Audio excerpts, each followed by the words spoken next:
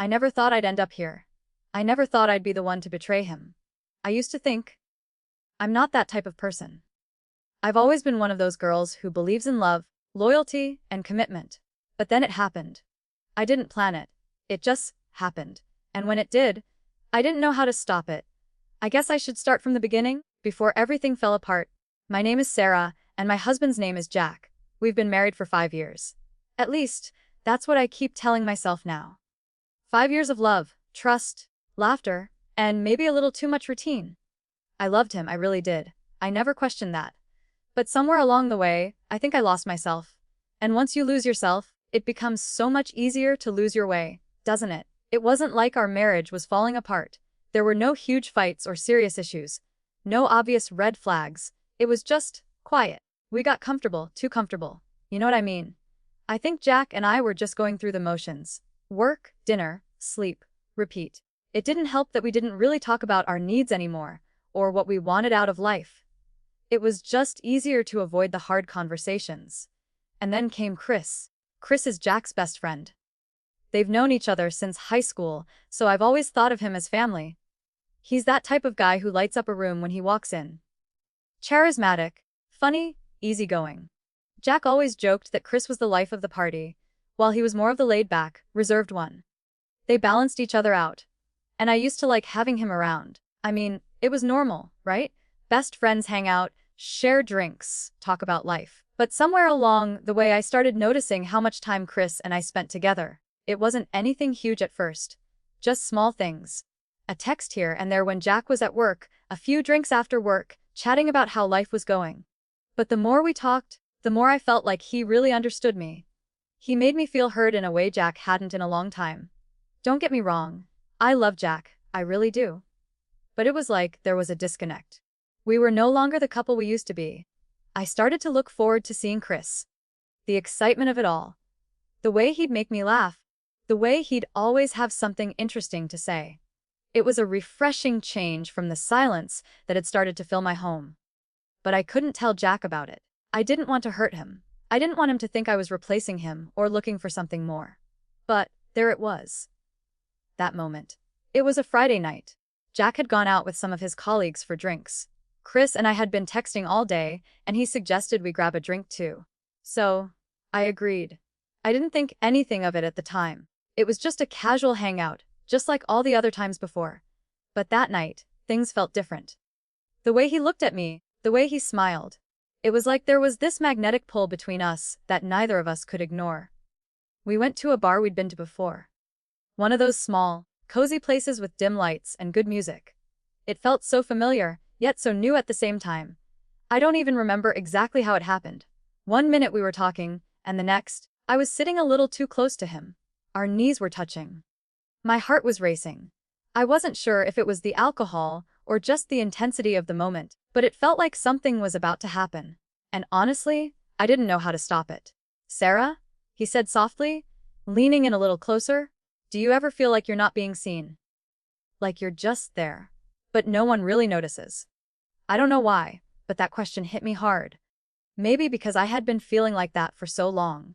Like I was just going through the motions, just being there, but not truly being seen.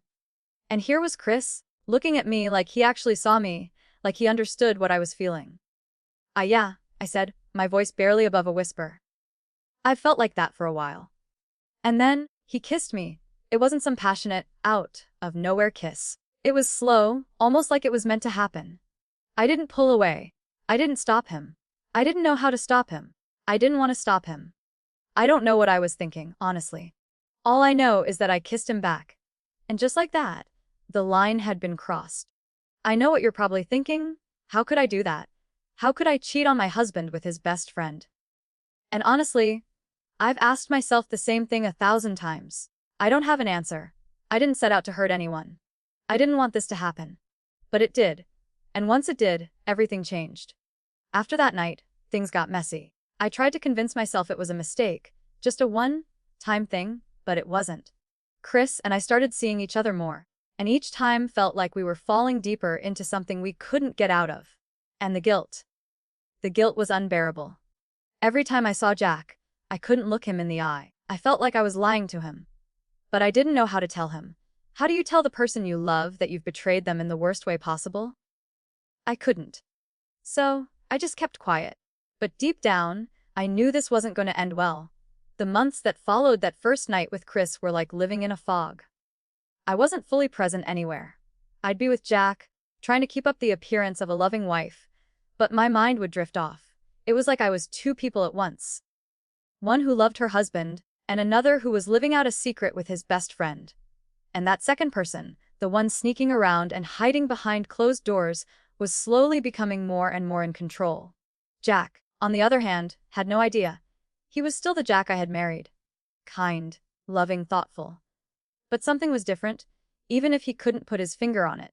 He'd been working long hours lately, and his social life had shifted more toward his colleagues than his old friends. I guess that's part of growing up, right? But it wasn't helping our marriage. We weren't fighting, but we weren't really connecting either. The distance between us was growing, even if we didn't talk about it. But I noticed it. I couldn't help but notice. I guess that's why I kept going back to Chris. The more I saw him, the more I felt like someone was actually listening to me, someone was actually present. It was like I'd been living in a quiet house for so long, and now there was a light turned on. It was intoxicating, and I couldn't stop myself from going back for more. I remember one of the last times we met up before everything blew up. It was a Saturday night, and Jack was working late on a project. I'd told him I was going to meet a friend for dinner, but instead, I met Chris at that same bar we'd gone to months ago. We sat in the same booth, just like old times. He had that easy smile on his face, but this time, it felt more intense. Like we both knew we were playing with fire. "You look different tonight," Chris said, his eyes scanning my face, and I could tell he meant it in a way that made my heart race. "Different good, or different bad?" I asked, trying to make light of it, but I knew what he meant. I had changed, not just on the outside, but inside too. I was different. "Good," he said with a grin. "Like you're starting to figure out who you really are." That comment stuck with me. I had been trying to figure it out for months. Who was I? Was I still the same person I was when I married Jack? Or had I completely lost myself somewhere along the way? As we talked that night, it felt like the walls between us were coming down even more. We laughed, we shared stories, and somewhere along the way, it felt like we were building something new. It wasn't just about physical attraction anymore. It was about something deeper, something dangerous. But in that moment, I didn't care. We ended up back at his place that night. I don't even remember getting there. It was a blur. Too much alcohol, too much tension, and when we kissed, it felt like everything was finally falling into place. Like we were meant to be here together. It wasn't just a fling. It was real. And I wanted it. I couldn't deny it anymore. The next morning, I woke up in a panic. I was lying in Chris's bed, the sheets tangled around my body, my head pounding from the alcohol. It wasn't the hangover that had my stomach in knots. It was the realization of what I had just done. What I had been doing. Chris was in the kitchen, making coffee, humming a tune. He looked so carefree, like nothing had changed. But I couldn't shake the feeling that everything had. I was living a double life now, and I hated it. But I couldn't stop it. I didn't know how. That was when the guilt started to settle in. I could feel it in my chest, suffocating me every time I looked at Jack. Every time I kissed him, or told him I loved him. Every time I went home, pretending everything was normal when I knew it wasn't. And the worst part, I couldn't tell him. How could I? How could I destroy the man I had built a life with, the man I promised to love and cherish? The thought of hurting him was unbearable. But what hurt even more was how I felt when I was with Chris. It wasn't just about the physical connection anymore. It was emotional too. He made me feel alive in a way I hadn't felt in years. I wasn't just someone's wife anymore. I was me. But that feeling, that exhilaration, came with a price. I was losing Jack, and deep down I knew it. One night, Jack came home early from work. I wasn't expecting it, and when he walked through the door, I froze. I was sitting on the couch, the weight of the secret pressing down on me like 1,000 pounds. He looked at me, his eyes a little too sharp, a little too focused. "Hey," he said, setting his bag down. "You okay?" I nodded, but I could feel the lie on the tip of my tongue. "Yeah, just tired." He didn't seem convinced. His eyes narrowed for a second, like he was trying to figure me out. But then he shrugged and walked to the kitchen to grab a drink. And that was when I realized. He knew something was off. I could see it in the way he looked at me, in the way he hesitated before speaking. He wasn't blind. And that terrified me. I knew that the truth was coming. I could feel it in my bones. It wasn't a matter of if it would happen, but when. And every time Jack would look at me with that distant, almost suspicious gaze, I felt the walls closing in on me. I couldn't keep pretending forever. I couldn't keep lying to him. And yet, I kept doing it. Because what else was there? The thought of telling him the truth, telling him about Chris, was too much to bear. But then one day, it all came crashing down. It was a Wednesday evening, just like any other. Jack had come home from work a little early, and I was sitting in the living room, trying to pretend everything was normal. I didn't know why I was trying to act like everything was fine. Deep down, I knew it wasn't. The silence between us had stretched to a point where every word felt like it was coming from a stranger. I was scrolling through my phone, half listening to the sound of Jack in the kitchen, when he suddenly appeared in the doorway, his face pale. He was holding his phone in his hand, and the look on his face made my stomach drop. "Sarah," he said, his voice low but tight, "we need to talk." I felt my heart race. There it was. The moment I had been dreading. The moment I knew was coming, but I had somehow convinced myself I could delay. "Okay," I said, trying to sound calm, but I knew it came out shaky. I could feel the blood draining from my face as I stood up. I was already preparing myself for the fallout. Whatever he had found out, whatever he had suspected, it was going to change everything. Jack didn't waste time. He didn't ask about my day, or how I was doing. He just stared at me, holding up his phone. "You've been texting him, haven't you?" he asked. His voice was flat, but there was a hint of something more underneath. Pain, maybe, or disappointment. It was a look I'd never seen on his face before, and it twisted something deep inside of me. I stared at the phone screen. It was a message from Chris, one I'd sent just the night before. It was stupid, too casual, too intimate. And it was clear to Jack. I could tell by the way his hand trembled as he held the phone out to me. My breath caught in my throat. "Jack, it's not." "Don't." He cut me off, his voice rising just slightly. "Don't tell me it's not what I think it is. I know what it is." He didn't wait for me to explain. He didn't ask for details. Instead, his next words shattered everything I had been trying to keep together. "You slept with him, didn't you?" His voice was barely a whisper, but it hit me like a ton of bricks. And when I heard those words, something inside of me broke wide open. The guilt I'd been carrying for months, the weight of the lies, the cheating, the betrayal. It all flooded me at once. I couldn't hold it in anymore. Tears started to spill from my eyes, and I didn't even try to stop them. I didn't mean for it to happen," I said, my voice cracking. It felt like the hardest thing I had ever said. The truth. The ugly, painful truth. Jack didn't say anything for a long time. He just stood there looking at me, like he was waiting for me to say something that would make it all better. But I couldn't. There was nothing I could say. Nothing that would undo what I had done. "Why?" he finally asked, his voice breaking. "Why him? Why Chris?" I didn't have an answer. Not a good one, at least.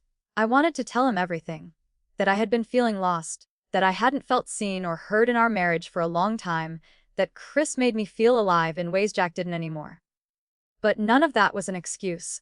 None of it justified what I had done. "I don't know," I whispered, looking at the floor. I don't know how it happened. It wasn't planned. I didn't want to hurt you, Jack. I never wanted to hurt you." The silence stretched between us, heavy and suffocating. Jack's face was pale, his eyes hollow, like he was trying to process what had just shattered his entire world. I could see the pain in his eyes, the way his hands clenched at his sides, like he was holding himself back from saying something he might regret. "You didn't want to hurt me." His voice was cold now, distant.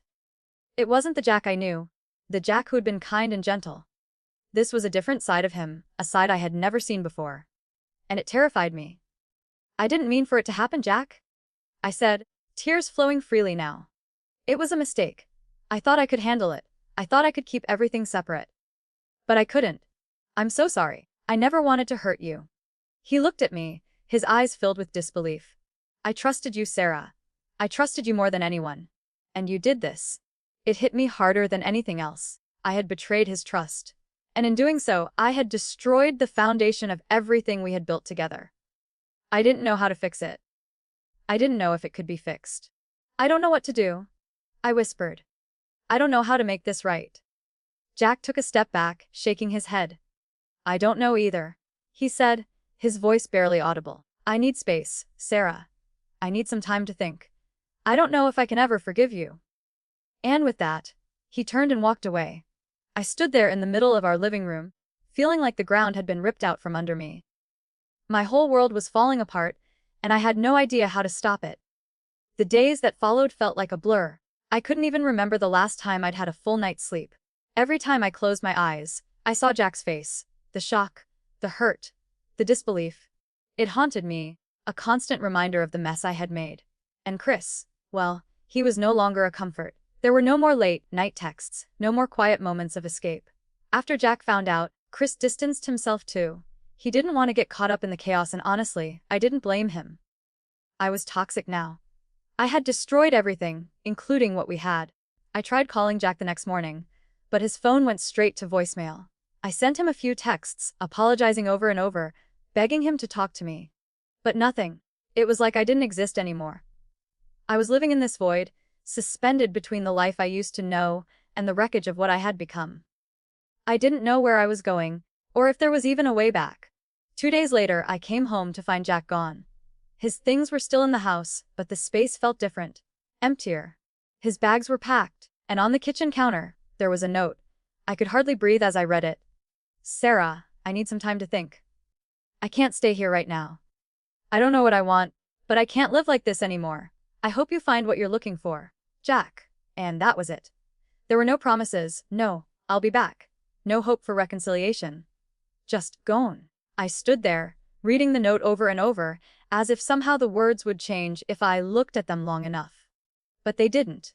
And just like that, everything came crashing down. I knew I had to face the consequences of my actions. I couldn't run from them anymore. But the guilt was unbearable. The ache in my chest was constant, like a deep, unhealing wound. It didn't matter that I hadn't meant for any of it to happen. The fact remained that I had betrayed Jack in the worst possible way. I had betrayed the person who trusted me with his heart, his future, and his life. I tried to go to Chris's apartment a few times after that, hoping to find some kind of comfort. But each time, I left feeling even emptier than when I arrived. He was distant, almost cold. The connection we had once shared seemed like a distant memory, like something that had never really existed at all. And it hurt even more to realize that it was just a fleeting thing for him. Something that didn't mean as much as it did for me. Maybe it was always just a fantasy in my head, a way to escape the reality I wasn't facing. One evening, I finally sat down and gave myself the hard conversation I had been avoiding for so long. What now? What happens after everything falls apart? Could I ever fix this? And even if I could, did I deserve to? Jack hadn't reached out, and I had to admit to myself that maybe he never would. He was angry, and rightfully so. I had shattered his trust beyond repair. And as for me, I was broken too. The woman who had once believed in love, in loyalty, had betrayed her husband. I had crossed a line I couldn't come back from, and no amount of apologies or tears would change that. I knew I had to take responsibility for what I had done. I couldn't keep living in the shadow of guilt, and I couldn't keep lying to myself about what I had become. I needed to learn how to be alone again, how to live with myself and the mistakes I had made. I wasn't sure I could ever fix things with Jack, but I knew I had to at least try to fix myself. A week passed. Then too, the silence between Jack and I was deafening, and with every passing day, I felt the weight of my actions pressing down harder. I kept waiting for him to call, to reach out, but he didn't. And I understood. What could I possibly say to make it better? What could I do to erase the hurt I had caused him? The truth was, nothing. Nothing could change what I had done. Finally, I decided I had to face him. Face the man I had destroyed. It wasn't going to be easy, and I didn't know if I was ready for it, but I needed to try. I called him. Jack? It's me. Can we talk? There was a long pause before he answered. I don't know if there's anything left to say, Sarah. I closed my eyes, swallowing back the tears that threatened to fall. I know I've ruined everything. But I need you to know that I'm sorry. I'm so sorry for what I did to you. He was silent for a long moment. I don't think you know what you've done, Sarah. And I don't think I can forgive you. Not right now. I nodded, even though he couldn't see me. I don't expect you to forgive me. I don't deserve it. I just wanted you to know that I see what I did. I understand the damage I caused, and I'm going to live with that for the rest of my life. Another long pause. Then, quietly, he said, I don't know what happens next, Sarah. But I need time. I need to think. And that was it. That was the last conversation we had, and it was the hardest one I've ever had to live through. I didn't know if there was a way back for us, or if we could ever heal from this, but I knew one thing for sure. I would never forget the pain I caused, and I would never forget the love that I had destroyed.